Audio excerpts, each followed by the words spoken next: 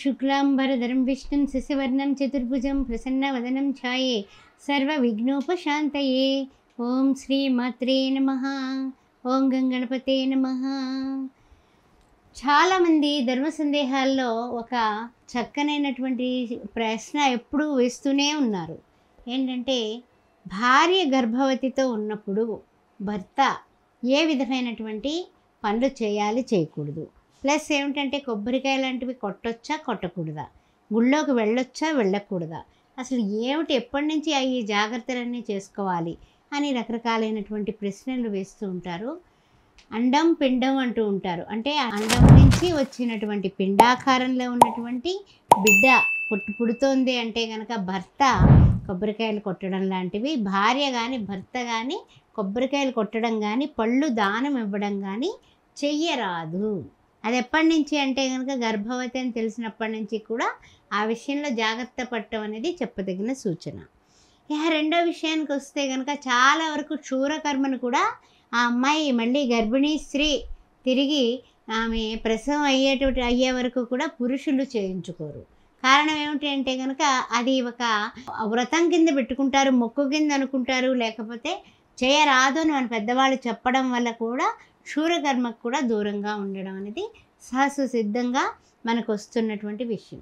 ఇక మూడో విషయానికి వస్తే కనుక ఎవరో బాగా తెలిసిన వాళ్ళు, బాగా కావలసిన వాళ్ళు మనకి భగవంతునిలో కలిసిపోతారు. అలాంటప్పుడు ఈ భర్త వెళ్ళి వాళ్ళ యొక్క ఏదైతే శవం తాలూకు ఏది ఉందో అంటే ఏమిటది మోస్తూ ఉంటారు కదా, నలుగురు మోసేటటువంటి ప్రక్రియ ఉంది కదా, అది మొయ్యరాదు. శవాన్ని తాకరాదు, మొయ్యరాదు, వెళ్లకుండా ఉండడమే చాలా మంచిది. అశుభ కార్యాలకి మైల కానీ ఏదైనా అశుచి అని అనుకున్న చోటకి వీళ్ళకి భార్య గర్భిణితో ఉన్నటువంటి భర్త వెళ్లకుండా ఉండడం చాలా చాలా మంచిది. అలాగే కొన్ని విషయాలు అడుగుతుంటారు. ఏమని అంటే కనుక మృతదేహాలు మొయ్యరాదు అంటారు కదండి, మరి మైలు వస్తుంది కదా, మైల పట్టొచ్చా, పచ్చినీళ్ళు పట్టొచ్చా? పట్టాలి, తప్పదు కదా.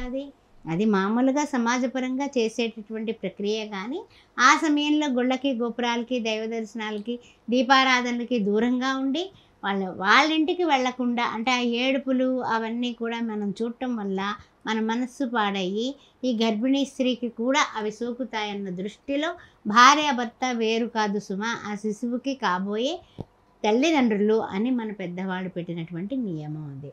తర్వాత ఏంటంటే కొంతమంది ఏంటంటే ఒక పూర్ణ ఫలం లాంటిది కొబ్బరికాయ అనేది.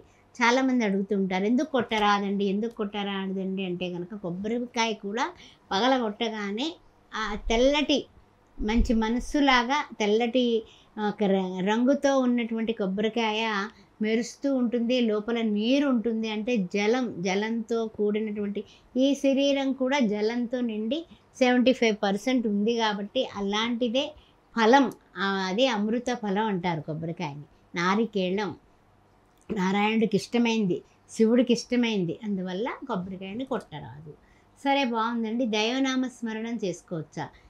యథార్థంగా నిజంగా చెప్పాలంటే కనుక తప్పనిసరిగా చేసుకునేది గర్భిణీ స్త్రీలు కానీ గర్భిణీ స్త్రీ భర్తలు కానీ దైవనామ స్మరణం చేసుకోవడం, దేవాలయానికి వెళ్ళి నమస్కారం చేసుకొని రావడం.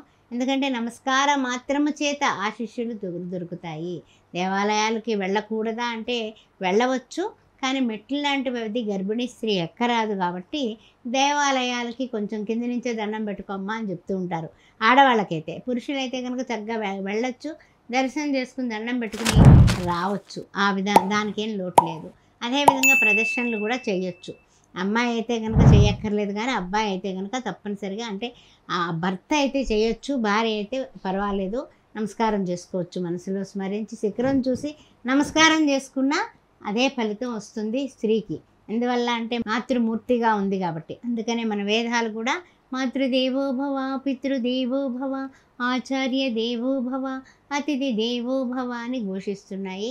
అందువల్ల తల్లి, ఆ తర్వాత తండ్రి చాలా చాలా పుట్టబోయే బిడ్డకి పరమ పవిత్రమైనటువంటి స్థానాల్లో ఉన్నారు కాబట్టి ఈ జాగ్రత్తలన్నీ కూడా పాటించాలి. 5వ నెల వచ్చిన తర్వాత ఎలా కుడి చేతికి వెండి ఉంగరం, అంటే ఏమిటంటే ఇప్పుడు కుడి చేయి ఉంది కదండి, ఈ కుడి చేతికి ఇక్కడ ఈ స్థానంలో బంగారంది కాకుండా వెండి ఉంగరం ధరించడం వల్ల ఆమె మనస్సు ముత్యం పెట్టినటువంటి వెండి ఉంగరం ధరించడం వల్ల ఆమె మనస్సు చంద్రమా మనస్సు జాత అంటూ ఉంటాం కదా. అందువల్ల చాలా చల్లగా ప్రశాంతంగా ఉండి చక్కనైనటువంటి ప్రహ్లాద కుమారుడు లాంటి పుత్రుడికి జననం ఇవ్వడానికి ఇది ఒక నిజంగా చెప్పాలంటే కనుక చాలా చాలా అదృష్టవంతమైనటువంటి ఒక వరం మాతృత్వం అన్నది.